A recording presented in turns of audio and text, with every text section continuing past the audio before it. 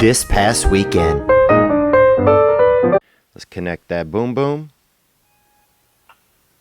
All right. Oh, yeah. Thank you guys. Happy Monday. Happy Monday, August 28th. The year 2017. Celebrate living. A lot of years, huh? Celebrate misery. A lot of years in the books. You know that soon This one's coming in hot. we'll die. It's coming in hot, boy. And it's coming in Let's wet. have some fun while we all die. It's coming in wet. We're celebrating dark days right now. It's what we're trying to do. I just want to send some love and some light and some thoughts and prayers out to everybody that's affected by Hurricane Harvey. You know, and they make it sound so nice, Harvey. You know, oh, what's Harvey going to do? You know, oh, Harvey don't ever do nothing. You know, they make it sound like a fella in the neighborhood that, you know, still lives with his parents. Oh, Harvey. You know, collecting bottle caps and doing that. You know, Harvey opened up his own window washing business and they went out of business, you know. Friggin' Harvey. Stealing all the Christmas candies. But then that's not what it is. You know, and it shows up and it's more violent a lot of times than its name. And my thoughts and feelings and everything go out to those people in Texas that are struggling. Or if you have family members down there in Houston, you can make a donation. You can text Harvey, Harvey, to 9099, and that'll make a $10 donation. You can also, I believe, to the Red Cross. You can also look online, J.J. Watt, who is just a volatile, beautiful, you know, capable caveman from the NFL, from the National Football League. Has started a fundraising program. You can look it up online, and you can donate there as well. But I'm happy to be here with you guys today. You know, that rain comes in and it's heavy. That rain comes in and it's heavy. And if you're dry today and you're able to drive down your street or get out of your home, you know, for you, that's probably, you're probably doing better than a lot of people. You know, a lot of people down there struggling, and I'm going to find some other ways that I can donate. But thank you guys for being here with me today. I remember when I was young, I was a heavy sleeper. I was a heavy sleeper, man. I mean, I would dream that I was sleeping. And that's when you're dreaming that you are asleep. You know, that's heavy. That's double sleep. You know, you're under two realms of brain peace. And so that's where I was at. And I remember one time fell asleep and a lot of rains came because I grew up in Louisiana and a lot of rains would come. And one time the baseboards or whatever, the thing was rotten at our place, and the water came in while I was resting. And I remember it getting all on the floor an inch or two, and I'd been resting in my mother's room. And she had a package of, I guess, I don't know how to say this appropriately, but feminine care sticks.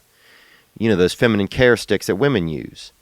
And that some men might even use. I don't even know what's going on these days, but these feminine care sticks, and that were still in the packages, and they had gotten, a box of them had gotten caught in the water or whatever, and they were floating all around the room, and they had a bunch of a sack of marshmallows, because sometimes I'd have me a little bit of marshmallows, you know, before I'd go to bed, or just I'd keep a sack by my bed sometimes, and they had a sack of marshmallows that had, the water had opened up. And there was just all these feminine care sticks and marshmallows kind of floating around the room. And they had the neighbor's cat was over and was kind of kicking these feminine care sticks around the water. And it was wild because I was so scared, but here this cat was finding so much joy, snacking on these marshmallows and kicking around these feminine care products around this little lake that had formed in our home. So, what I'm just saying is sometimes you just, even though it's tough, find those bright moments, even when when the water gets deep. I texted a friend in Houston to check on him, see how he was doing, and he sent me back a picture of this Cajun Navy, and that's people that have these airboats that are able to get out into neighborhoods and help people out, and you see a lot of it. I mean, that's a neighborhood Dunkirk right there. That's neighborhood Dunkirk flaring up. When you got a fella just showing up at your doorstep, bringing you pizza or, cold water or phone charging, whatever. And it's beautiful to see people helping each other out. But he sent me a video of in his own neighborhood, of a boat going by. It was pretty just interesting to see, something you normally wouldn't see in a neighborhood. You don't see a lot of boats on streets. So that was interesting, man, and I appreciate him sending that in. But my thoughts and prayers and well wishes go out to all those people struggling down there in Texas. And I'm looking forward to making more donations as those opportunities arise. But Harvey, they name it Harvey, and that's what I don't like about some of these storms. Because if you're a senior citizen, you sitting there, and you hear, oh, Harvey's coming. What's Harvey? He's harmless. Harvey sounds like that boy in the neighborhood that never really got it together. That maybe that boy that had he had a flick of autism in his brain or something light. He still lived with his parents, and he was always, doing small businesses, pressure washing or, painting. People in the neighborhood would hire him to paint stuff that didn't need to be painted just so Harvey could get him a little bit of pocket money. Or Harvey would always be, Harvey never got it together. He's still living in his parents' basement in his 30s. And you don't invite him to the Christmas party because he steals all the Christmas candy. And they give it a name like that, Harvey, that sounds like it could be a miscreant or a door-to-door salesman. But then it shows up and it's violent. And sometimes I wish they would start giving these storms names that showed who they were. Here comes Manson. Here comes Ray Lewis. What about that? Here comes Ron Artest is coming out. See who we got. This Timothy McVeigh, this storm. Give him something that at least is going to put, if you're a senior and you hear Harvey's coming, you might not be as aware. You might not hide the cat on top of the cupboard. But if you hear that, that Lee Harvey Oswald is showing up, you might make some different adjustments in your home. So it's just alarming. And it's sad, and I'm not trying to make light of the scenario that people are dealing with, but I've been through some water times, and they're really tough. But it's amazing to see if you can find them, and you can find the joy to see what people are doing to help each other out. And when we're far away, instead of pointing fingers and thinking about this or that, what we can do is to donate. 'Cause money helps. Money helps at all. Thank you guys for joining me on this Monday, August 28th, 2017.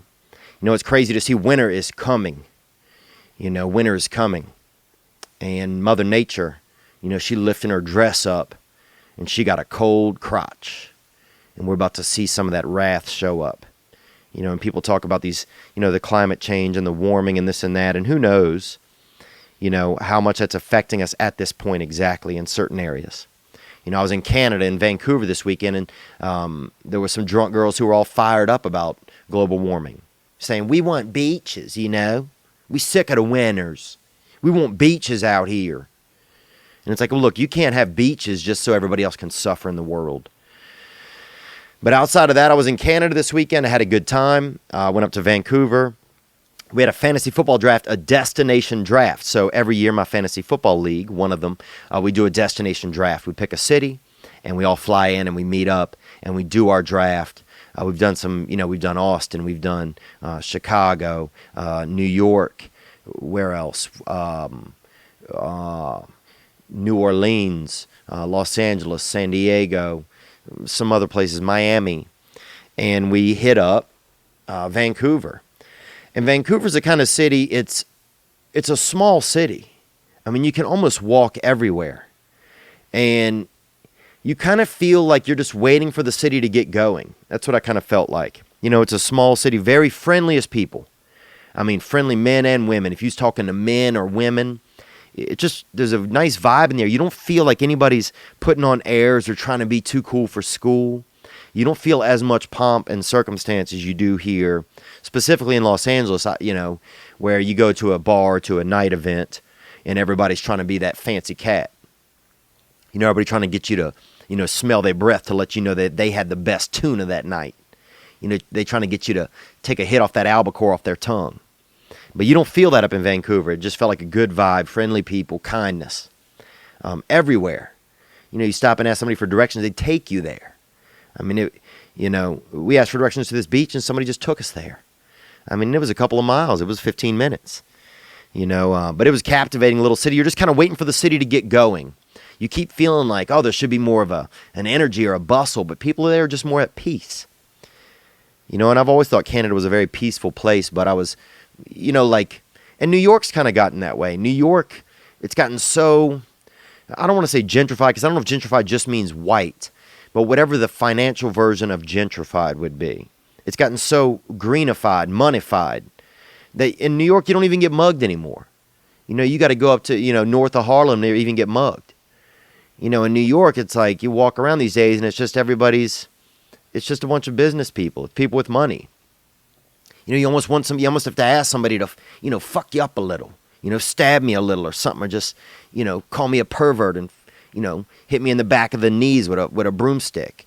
Could just, if you want to get that vibe, that, you know, that New Yorkie, you know, mug me. You know, I want to feel something. I want to feel like I'm in the city. And you can't get that in New York proper anymore. In Vancouver, you're just kind of waiting for it to pick up, but it's just a peaceful city. There's just peace going on. We had a nice time, though. We had a great fantasy draft there. We went out to this place called Kitts Beach. They have a beach, and it's like right on the edge of the city, and there's people out there just enjoying themselves. It almost looks like you're in heaven.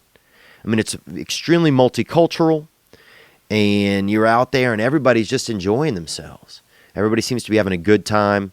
It definitely seems like like kind of the heaven you would picture in your brain. You know, there's mountains in the background, and there's skyscrapers, and, you know, even the homeless people seem to be on the uptick.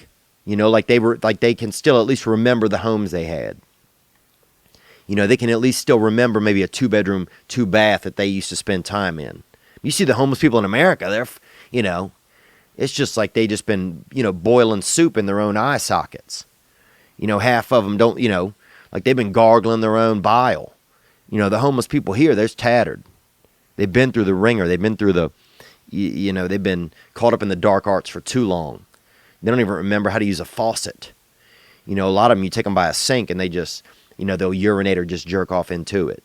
But you don't see that up in Canada. You see people, even the homeless people, they're ready for homes again. You know, they know they're not going to be homeless forever. You know, hell, half of them are probably just camping. I mean, these people love the outdoors, and it's summertime. But if you get a chance to go to Vancouver, you want a nice getaway for you and your lady. The nightlife was pretty chill. It was chill nightlife, which for me these days is good, you know. I'm not out there trying to find erroneous, you know, female tits and doing cocaine out of people's buttocks and all that. You know, I'm trying to be more relaxed, and so we had a nice time. But a good fantasy draft. I got a good team. One of my buddies lost his mind, and I hadn't seen this in a while. One of my buddies, the 3 guys went and they got themselves a chocolate bar from one of these marijuana outlets. You know, in the marijuana these days, when I was young, that marijuana, it was just that brown, that dirt, you know. I mean, hell, this shit, half of it was pine. You know, that was one of the flavors. It was pine. You know, I mean, this shit, somebody could have just cut it in their front yard earlier that day, the stuff you were buying when I was a kid. And you'd smoke it in the dark. You had no clue what it was. Half the time you didn't even get fucked up. You just acted fucked up. And that was that marijuana back then. But now these kids, you know, these young buckaroos, they're hitting on this stuff. You know, it's like Lion the Witch in the Wardrobe. This stuff will take you to Narnia. You know, this stuff will have you fall out of the back of your own brain closet into the next realm. And they had a guy in our league who said he had smoked weed a long time ago. I think he was still trying to live a little and catch that vibe. And he ate a little bit of chocolate, dude. He started geeking. He started getting lifted. You know, you could almost hear his brain stem just detaching from his spine. This dude was just a human balloon just floating around the room. He had to start marching. He started marching, took his shirt off. Dude, fucked up people like to take their shirts off, huh? Because they got to get out that cage, boy. Let me out this cotton cage. I'm fucked up. This polyester can't hold me. This dude was lifted and gifted. You know, he was feeling that vibe, dude. He could feel the vultures just start to playing tug of war with his cerebellum. And he was getting lifted, dude. And he's not like that kind of guy.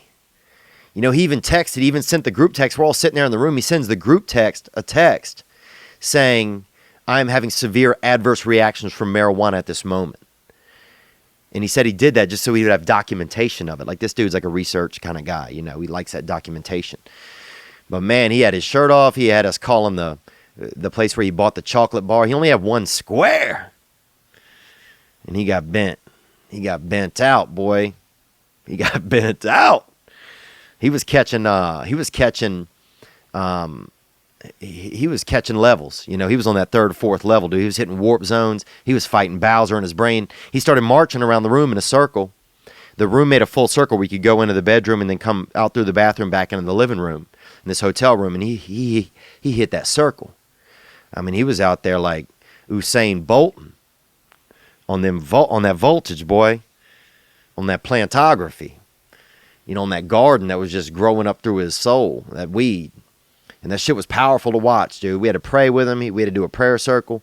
This dude, we bought him a bunch of orange juice. We had him in the shower. He was marching in the shower. So anyway, we got to dinner late. That night.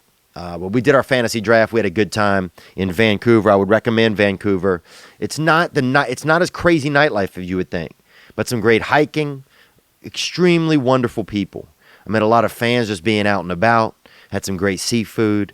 And just a fun, safe place. If you want to get out to a vibe. I mean, I felt like I could have slept on the concrete out front, and I would have woke up and somebody would have probably put a couple of blankets over me and maybe even put eardrums in my ears to make sure that something didn't wake me up. It was that kind of environment where people just seemed like they were helping each other out. But we watched the fight. Man, I don't know if you watched the fight or not. Man, it was good, huh? It was interesting. I mean, right out of the gate, I was thinking, did you see the referee? The referee looked like, first of all, it looked like he was just talking to Conor, but I guess maybe the rules need to be readdressed to him because it's, boxing, straight boxing isn't his deal. But the referee looked like every Greyhound bus driver I've ever had. I don't know if you saw that gentleman or not, that beautiful. And he had that booty, like that DS booty. He had that Down syndrome booty. And a lot of, some of you guys know one of my better friends growing up, Derry, had DS and Down syndrome, popular disease.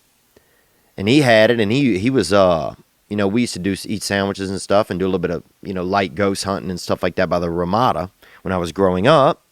But man, this referee looked like every Greyhound bus driver.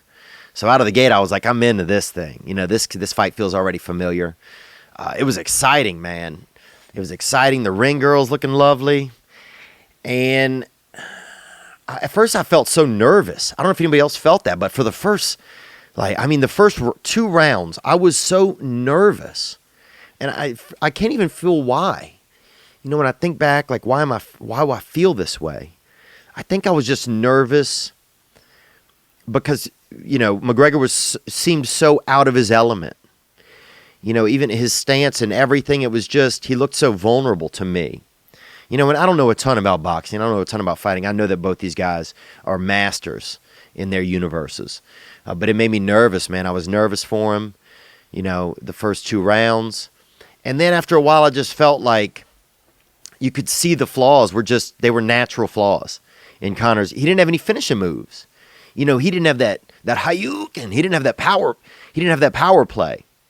He did, he had just a lot of these straight punches, and I was just like, where's that finishing move? At one point, I'm just like, throw a kick, daddy.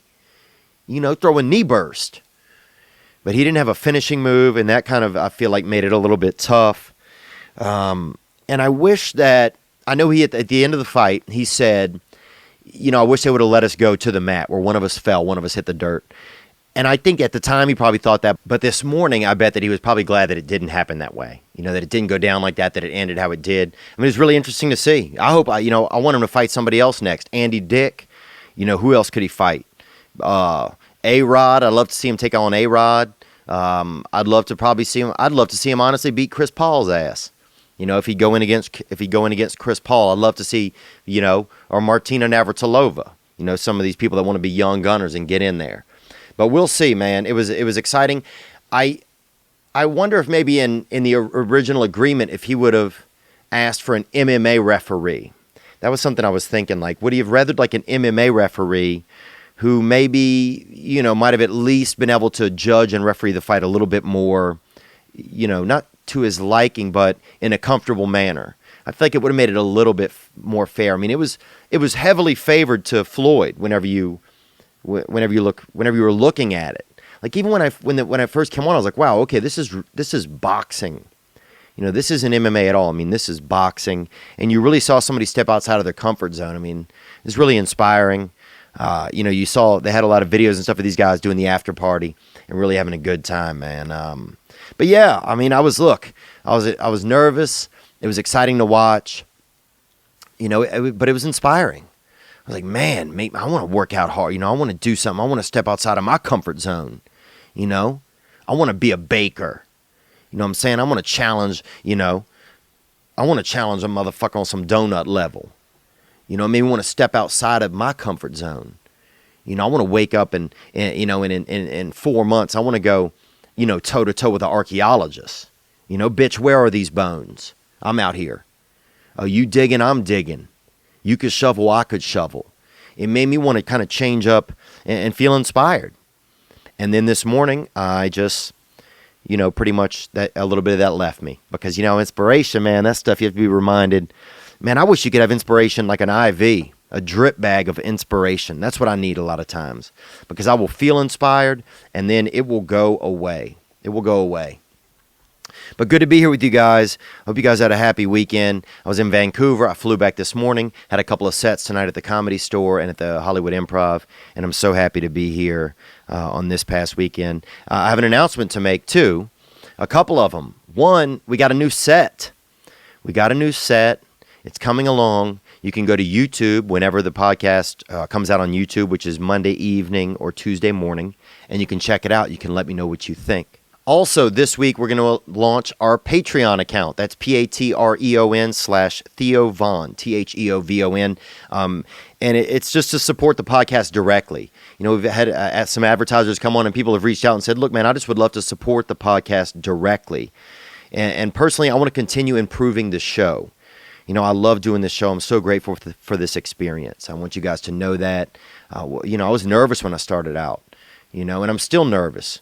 I'm nervous a little bit every time I get on here and start, sharing, and I don't know what I'm doing sometimes, if I'm sharing too much or not sharing enough. But I do feel like, like together that we're doing something good, we're on to something good, and I want to take it to the top, and I want to include some options online where people can, become more involved, and that where we can work more together. And so that's what the Patreon will be. And we hope to have that launched on Wednesday, so you guys can check that out if you so choose. No pressure. No matter what, you will always have this past weekend on your Monday mornings. All right, and I want to let you guys know some dates. We have September 6th through 9th. That's next weekend. I'll be at Cap City in Austin. If you have friends or family in Austin, tell them to come on out. September 14th through 17th, I'll be at Hilarities in Cleveland. And then November 17th through 19th, I'll be at Stand Up Live in Huntsville, Alabama. I'm excited about all of those things. Feeling pretty excited, man. I felt a little bit nervous tonight before I started. Sometimes I guess I get a little nervous. I get a little bit nervous of what the vibe is and what you guys want to hear, what I want to talk about. And I just appreciate you guys being supportive and sticking with me. We got a lot of great calls that came in. And I want to just get right into them, man. Some of them are really, really interesting. So let's crack in to the hotline calls right now. The number is 985-664-9503. If you're down in Texas and you had an experience from the rain, where you saw something go on that you thought was pretty remarkable, I'd love to hear a little bit about that. That's one of the things you can hit the hotline with. As well, if you're just going through something and you want to share it, you can hit the hotline with that. Anything that if I've been through it as well, I'm happy to share. I don't have advice, but I do have suggestions, and I do have my own experiences so that we don't have to feel alone. All right, let's check in with this first call right here. Hey, what's up, Theo? This is Tim from Tennessee. All right, Tim from Tennessee. I can hear that. I can hear that jingle in your jungle, man, in your neck instrument. That V-box, baby. I can hear you spouting off that sweet Southern. You got that molasses in your sound canal. Let's hear more. I'm calling about an issue I have. So I have this cousin who's trying to be a rapper, a Christian rapper, actually. You know. Woo! He's got a cousin trying to be a Christian rapper, man. That's wild, baby. You know? You know, it's whatever. I don't really like Christian rap. It's all pretty much terrible, but if that's what, you know, people get a hold of that and it helps them, you know, go for it. But the problem is that he's terrible, you know. Wow. The problem is that he's terrible, man. He dropping hymns and spinning rims, baby. You know what I'm saying? He's caught up in that CR, son, that Christian rap. Having babies with virgin ladies. Parting seas and Negro, please. Y'all turning up out there in that Bible Belt. He's dropping it off, huh? And you think he's terrible. Well, look, I feel you, man. I have friends that have thought that I think are terrible at stuff that do things, you know? And I'm going to stop you right there, but I'm guessing that you're just wondering how to handle it. And here's what I say. What do you lose by him giving it a shot? You know, he's going to go as far as he's going to go with it. You know, he could be great. There were times for years when I was not good at comedy. And if somebody would have really said that to me, I might not have kept going. And I'm not saying that I'm great today, but I'm saying today that I can do my job. And I can say that I do my job well. But, you know, you just can't take away his hope. So I think if you can offer, you know, if you have constructive suggestions, fire him at him. Because, dude, I mean, this guy's getting into a crazy game. I mean, I know there are some Christian rappers that are popular. I think most of them are black, so it'd probably be good to see some, you know, some diversity in the market could be good. I'd love it if actually you could hit the hotline and drop one of his tracks in. Maybe we could even start one of the podcasts off with it next week. So if you have the ability to do that, or you can email it to me at theovon, TheoVon, at mac.com. But I appreciate you calling and saying this, you know. And you got to think that Jesus balled out, you know. I mean, he was a rapper in a way. If you want to think, whether you think about him as the savior, or you think about him just as a human being. I mean, that dude was, you know, spitting in the desert. Jesus was dropping lyrics in the desert. It's hard to even keep moisture in your mouth in the desert. So at the very least, boy, he was a Eminem, if you feel me. It's hard to even keep your tongue wet in the desert. And he was roaming around, dropping tracks, dude. You know, so I mean, there's some respect there, you know. I mean, that's real stuff. So I just support his ability to try something different. Try not to be too hard on him. Buy him some gold teeth. You know, maybe make it something that you enjoy. You know, buy him some gold teeth, like, you know, 5 gold teeth and spell out, you know, HYMNS and put that hymns in his grin. You know, or get him a gold necklace with 3 nails on it. You know, it's hard sometimes with family, you know, to support them. Because for some reason, family, when they do some shit, it will drive you way more crazy than when friends do. You know, I mean, my sister she did one of those things on Facebook one time where it's like, I'm going to say something I'm thankful for the next 700 days. And man, I wanted to speak up. I wanted to say, I feel like that's crazy, but it doesn't matter what I feel, you know? So I'd find a way to embrace it, you know, maybe get a tattoo on your back of him fucking dropping mad tracks, you know? The Lamb, boy. The Lamb of Jeezy, boy. You know, he's spitting straight fire wool, you know? So see what you can do there, man, to support him. Just don't take away his hope. I think you can offer him some suggestions if you feel like it, or ask him if you want suggestions, but don't fire him off and take away his hope. Maybe see if you could be a background singer. That shit would be hilarious, because then you're embracing it. You're part of it. So I'd find a way to embrace it. If my brother came to me and said he wanted to be a Christian rapper, dude, I would gain about 150 pounds and put on a dress that them thick girls that got them, they got them bassists, you know, they got that deep throat, you know, where they can gargle different sounds down there, you know, and I would put on a big robe and I would support my brother. I'd be hitting them back round. Jesus. We out in this motherfucking desert. Dang, dang, dang, dang, dang. 3 days later, I'm back. Easter. Play that back up, baby. You can help him out. Good luck with it. Thanks for calling. Onward, next caller. Hey, what's up, Theo? This is Josh. I'm out here in Charlotte, North Cackalack. Josh in Charlotte, North Kakalaka. That's North Carolina, for those of you guys who don't know. Josh, thank you for calling. Like to see you come down to the Comedy Zone here in Charlotte. That'd be cool to see you, man. I've been there before to Charlotte, and the only time I was there for at the Comedy Zone. I had a good time. I'll be back next year. I don't know the dates, but I saw Cam Newton. I was there for 40 minutes. I'd been in town. I'm sitting on the outdoor patio of a McCormick and Schmick's, having me a little salad. And Cam Newton went by with a baby carriage, pushing his son. He had a newborn, or it had been, a few months old, and he's pushing his son in a baby carriage.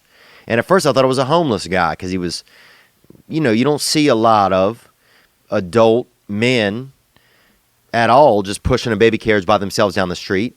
And you also don't see a lot of adult black men, at least I'm not used to seeing that, pushing a baby carriage down the street. And he had on this, kind of a Gucci hat and a scarf. And I'm like, dang, this dude might be homeless. But then he got closer and I was like, holy shit, this dude is Cam Newton. So you never know, man. You never know when a homeless person might be Cam Newton. You never know when you might be surprised. Onward. Just want to get some advice from you if you could help me with something. Started dating this girl, and she's a bit of a squirter. Oh, okay. So you hitting them Waterworks, baby. You passing, I don't know if it's Baltic Avenue or Marvin Gardens, and you hitting them Waterworks with the ladies. Okay. This is kind of an edgy topic, but we're going to try to field it here. Thank you for calling. Onward. I always thought that was cool at first, especially when I'd see it like in some pornography or something, but... Yeah, them sprayers, them gunners. Remind you of going to the fair when you play that game and you're trying to shoot that thing and get that animal from that old man. And that dude usually probably look like he has some kind of a skin cancer or lung cancer. But Onward, I know what you're talking about. Man, after a while, it's just getting, I don't know, man. I have to change the sheets all the time. I'm going to the store to get detergent. And these people are probably like, this dude's got a lot of clothes or something, Yeah, with detergent, and also buying detergent, a lot of people think you might be cooking it down and doing some kind of new dope. And that's one of the issues I run because I've at times in the past, I had me a little bit of an Afrin habit. I get that Afrin, and I use the suggested dose. Now, I'm not riding outside of my suggested dose circles. But, man, sometime coming around 11 o'clock, dude, my hands start fiending for a hit off that Afrin. For a hit to, get my nasal passages sedated. But, yeah, I can feel you, man. So you're dealing with a lot of extra laundry because you got Old Faithful in the bedroom. Onward. But I don't know if you can give me any advice on that, man. It's just a mess, man. And I really like the girl too. But all right, man. Have a good one. It's interesting, man, because I met a girl years ago she'd moved to town. She dated one of the Jonas Brothers. I don't know which one. There's 3 of them. I think they all damn look the same. Beautiful young men. From what I remember, I never looked at them very closely.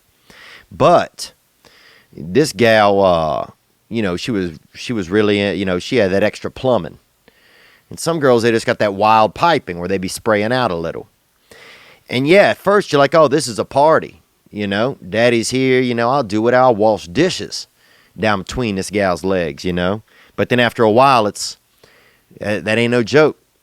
It's a liability, and unless they're, putting extra use to some of that activity, like they're watering plants or, refilling the fish bowl, it can be a bit overwhelming at times.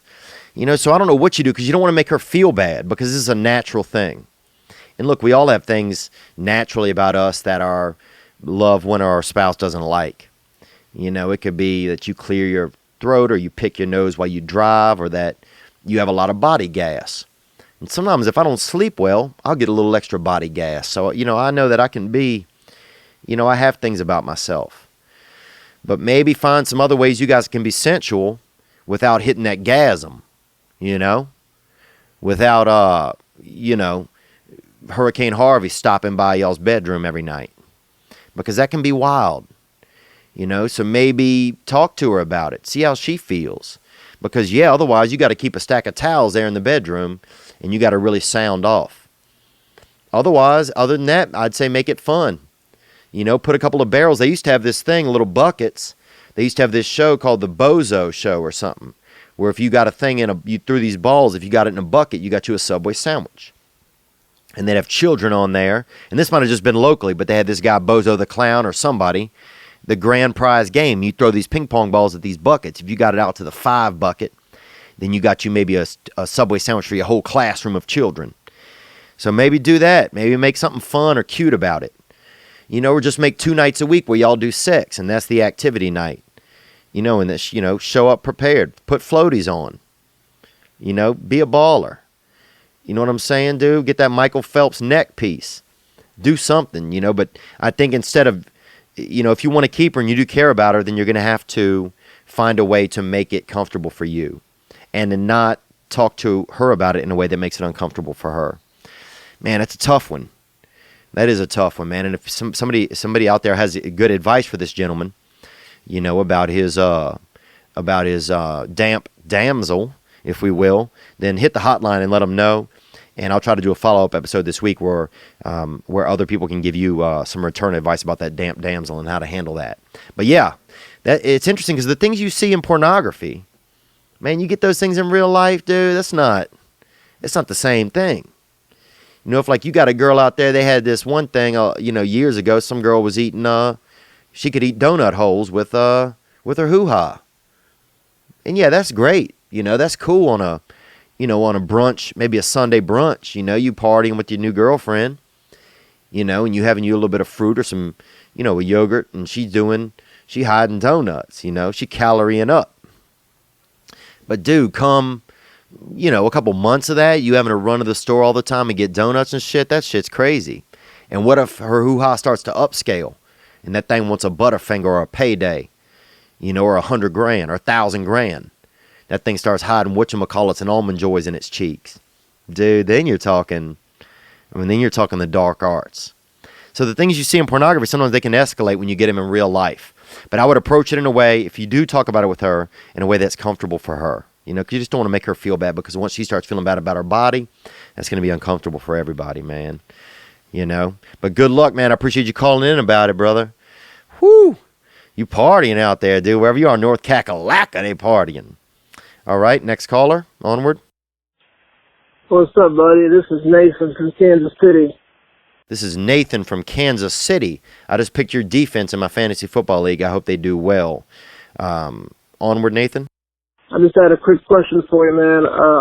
I grew up with two real good friends of mine, and we're kind of slowly drifting apart.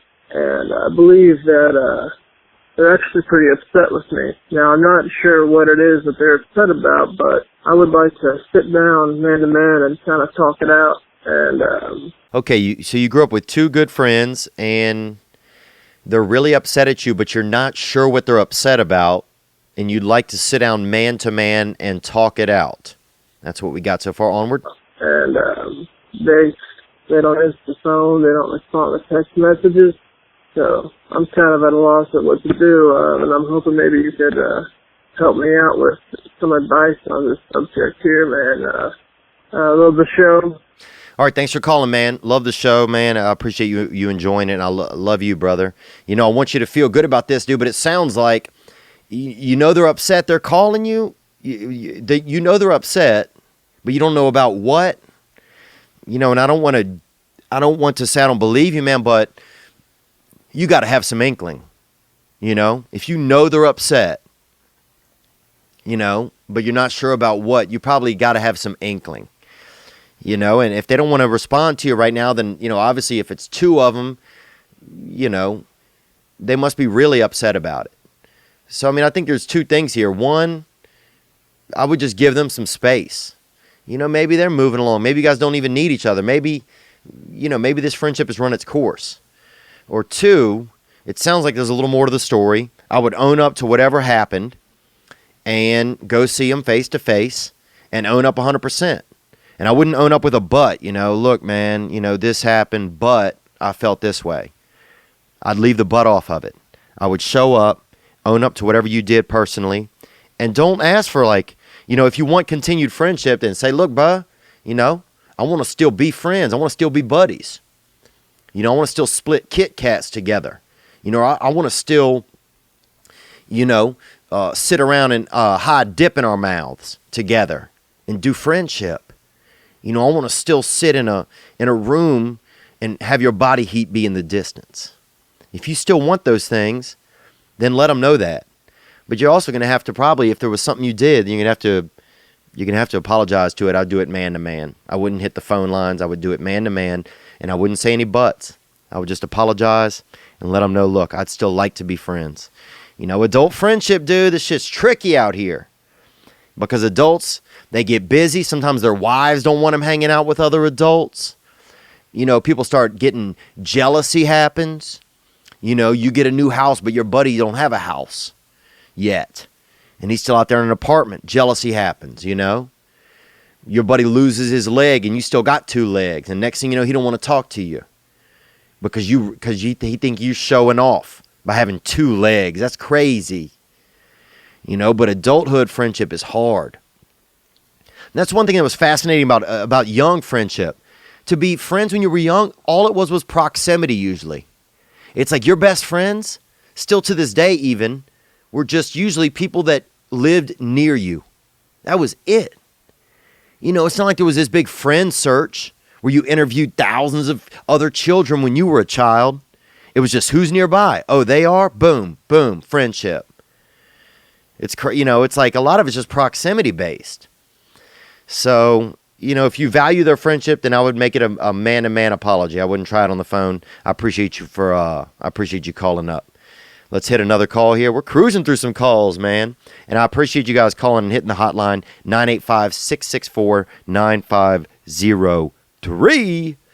I'm feeling good. I'm trying to get through this. It's 12:45 a.m. here on the Pacific Coast time.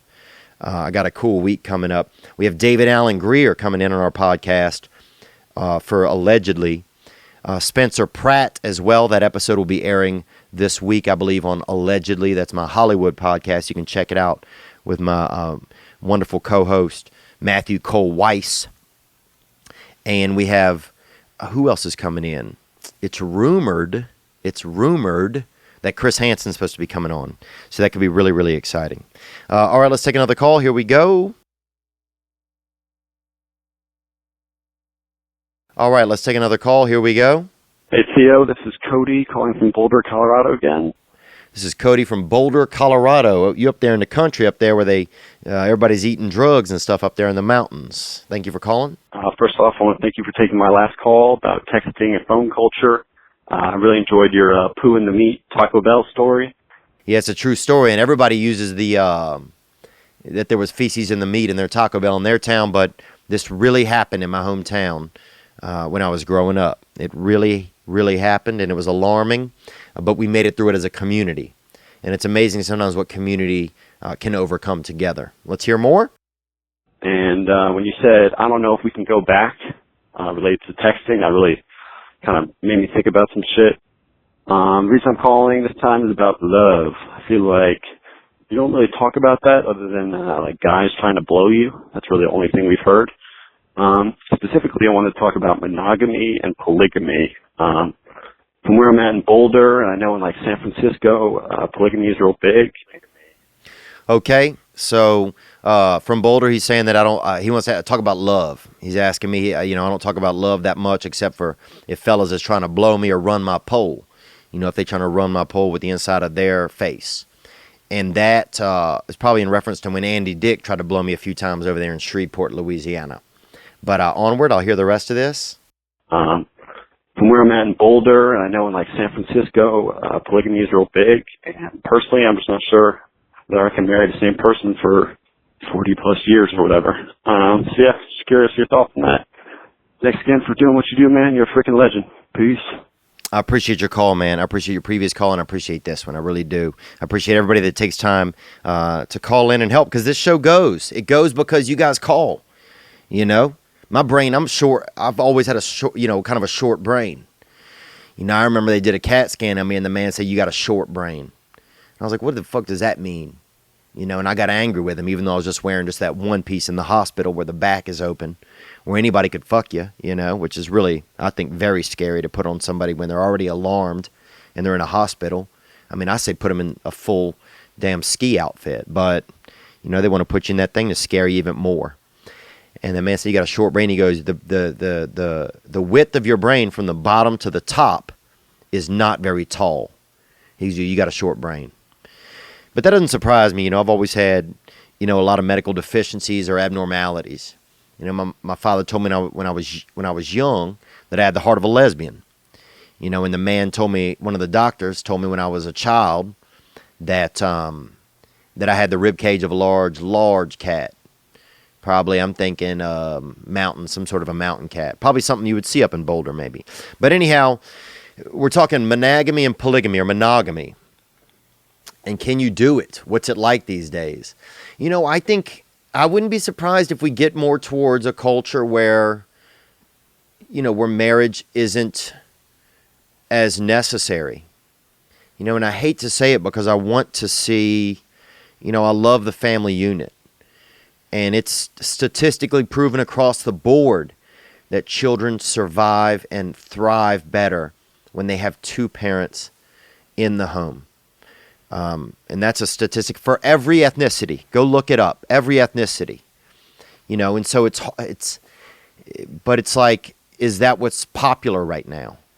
Is that what's going on? And I don't know. It scares me too, to think, I mean, I've been talking to a gal and I was just talking to her about, how that makes me feel very nervous.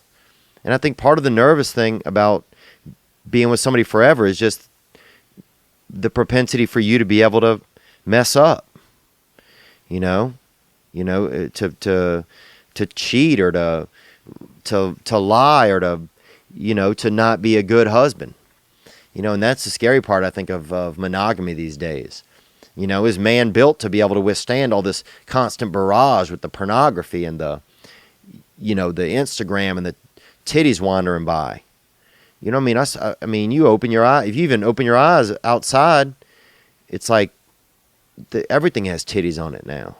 When you start to see them, and it's just there's just a lot of breast work out there that there wasn't, I think, years ago. Our grandfather, only time he saw some other breasts, maybe if he went to the store, or if he even held a soft melon back in the day. If you probably in the 1930s, if he even held a soft melon, that's the only time he really thought of somebody outside of his marriage.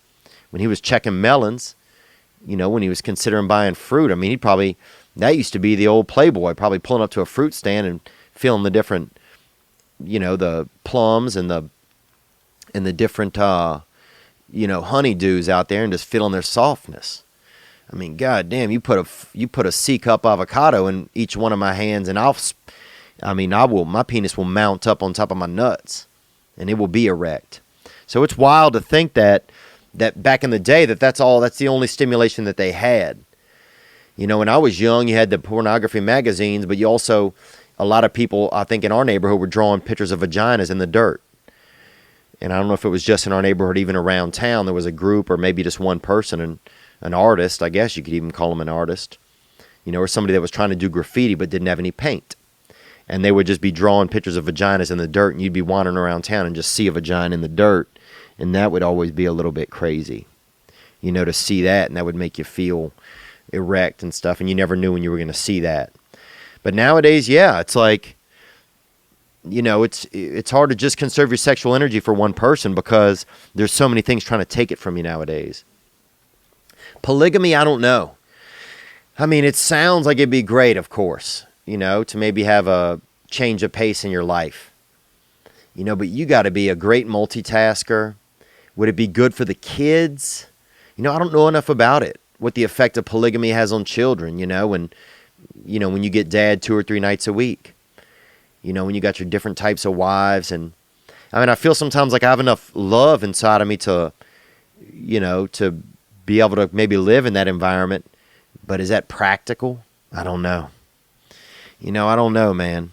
And I don't talk a lot about my past endeavors, man. I mean, I've had a lot of sexuality over the years. You know, some good and some bad. And I don't really even like sex that much. I'm not real keen on it.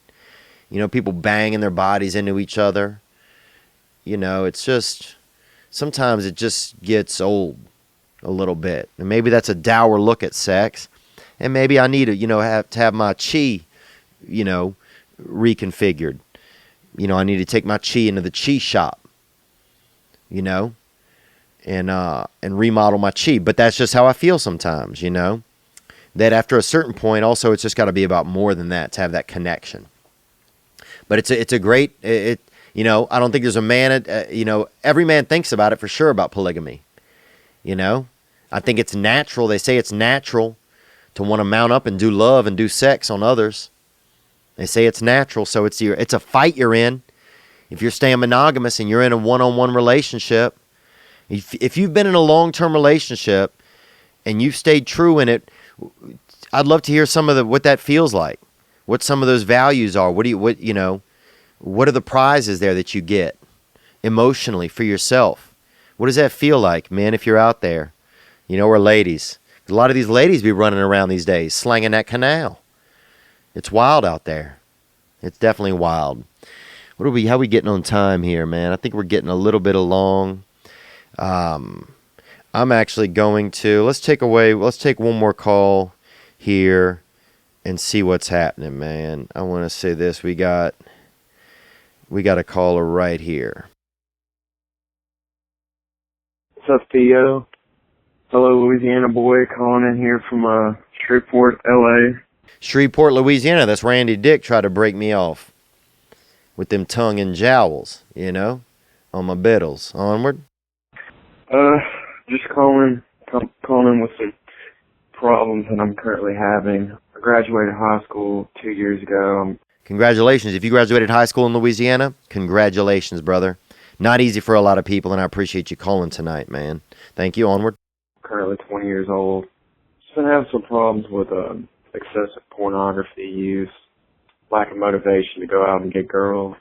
I had a few girlfriends in high school, and every time I get the opportunity to go hang out with a girl or whatever, I always talk myself out of it, whether it's, you know, kind of insecurity or lack of confidence.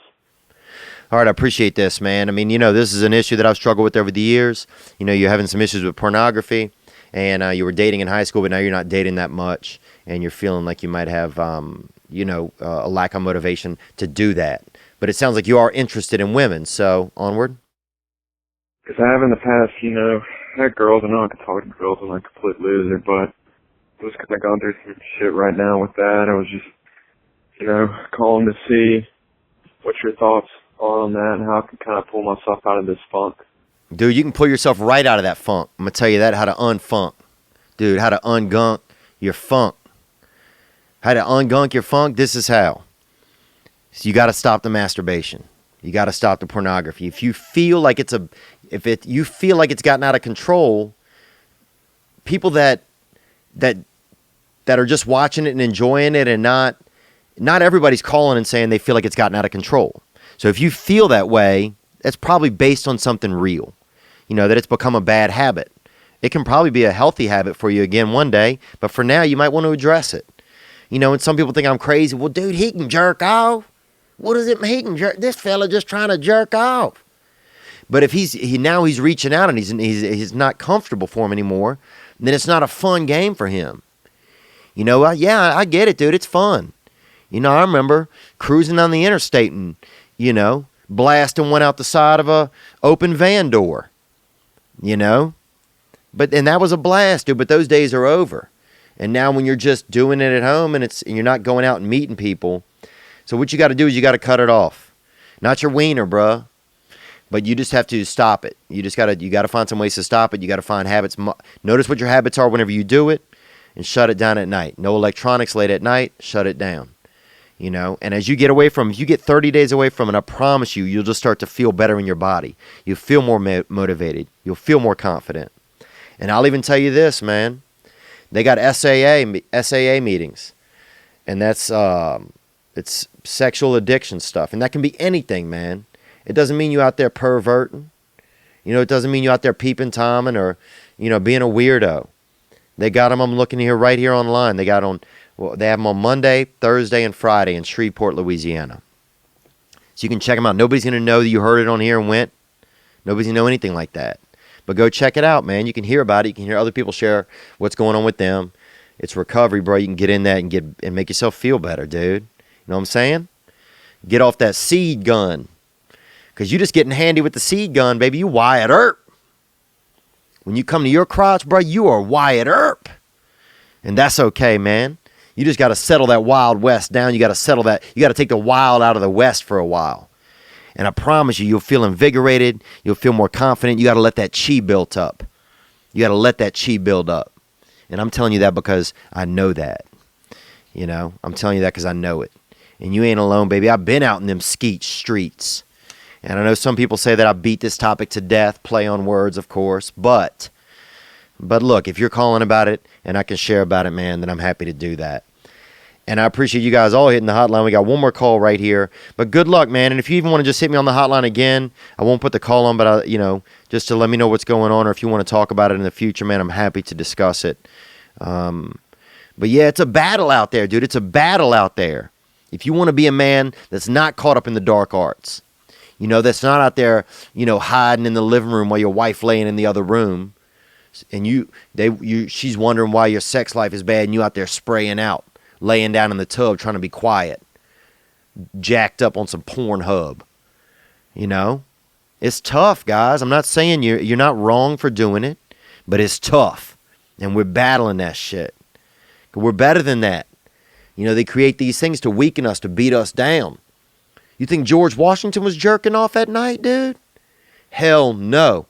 That dude was sharpening his wooden teeth and being ready for the next day. And they say he just chopped down one cherry tree. I bet that motherfucker chopped down all of them. Because he showed up. He battled his tough times. Imagine having termites in your teeth and you still got to wake up and smile. It's tough to be a man these days. They don't want us to be a man. But we're not gonna fall down, baby. We're not. We're gonna toe the line, man. Good luck to you out there. But you can check out those where those meetings are at saa.recovery.org. And it doesn't mean you're a creeper or a weirdo, dude. Trust me, there's the most amazing people you'll meet are in some of these meetings, dude. Businessmen, professionals, heroes, bruh. Heroes. All right, let's hit one more call here on this hotline. Y'all got me feeling fired up. You know what I'm saying? Fired up. I'm about to swim down to Houston and use my body as a sandbag. Again, you can donate. You can text HARVEY to 90999. You can't find a way to help like that.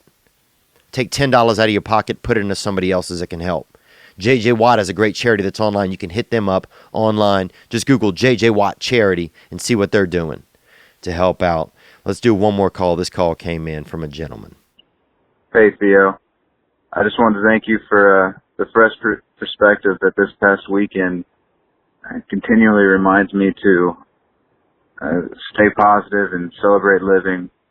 And just had a little baby girl born 3 days ago, healthy and happy and gorgeous as ever. I appreciate you doing the Lord's work on the back of that skullet.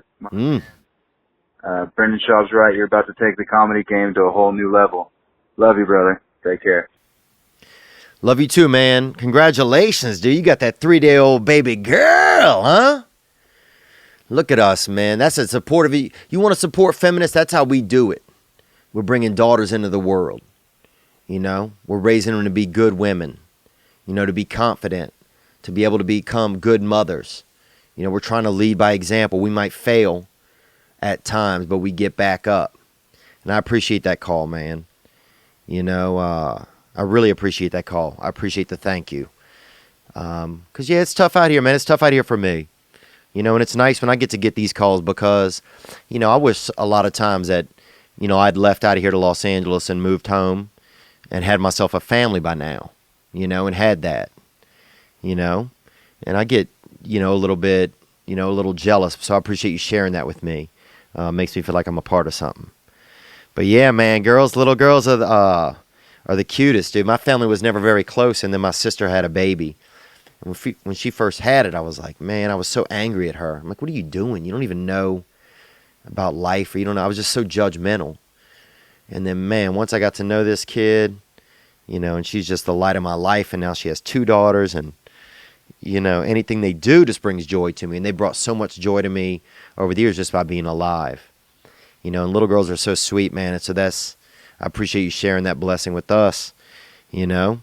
And that's what it's about, you know. That's what it's about, dude. We're out here trying to help each other out, to remind each other what we can be, boy. We taking this thing. So thank you. I appreciate that call, man. You know, we're trying. We're in this together, dude. We celebrating living. So hit the hotline. Check out YouTube and check out the new set, man. I'm so thankful to Ken Highland, one of my producers who helped put this set together for me, man. Dude, this is cool. We're doing some cool stuff. We got the Patreon. You can check that out. That should be up by Wednesday. And that is patreon.com/Theo Von. And you can support the podcast directly. We're just going to have some small ways you can support, and hopefully some other neat ways that people can get involved and become a part of this. But by hitting the hotline, you can become involved. I had a couple more calls on the call list, but I'm not going to get to them because it's 1 a.m. here, and I still got to edit this thing and put it up. But again, my heart goes out to everybody in Texas. And, you know, if you have somebody that's down there, even if they're not in Houston, text them. Just let them know you're thinking about them. You know, let them know that just for a minute that we're not thinking about ourselves. That's what we're trying to do. So we're going to celebrate living, man. Happy birthday to that 3-year-old. And thank you for the callers. And I'll talk to you guys soon, man. Finish my coffee. And this is the Spencer Jacob Grau, Grau band. And that link will be in the YouTube as well. Celebrate living, celebrate misery. You know that soon we're gonna die. And as well, if anybody has a topic that they'd like to have us address on the podcast, call in and say, hey, this is a topic suggestion. I'd love to know whatever. I mean, that hotline is open. If you call and mess up or whatever, call back. You know, there's no judgment on that. There's no judgment. And thank you for everybody that called and shared some of their thoughts and feelings. I really appreciate it, man. I really, really do. I'm excited today, man. I'm excited.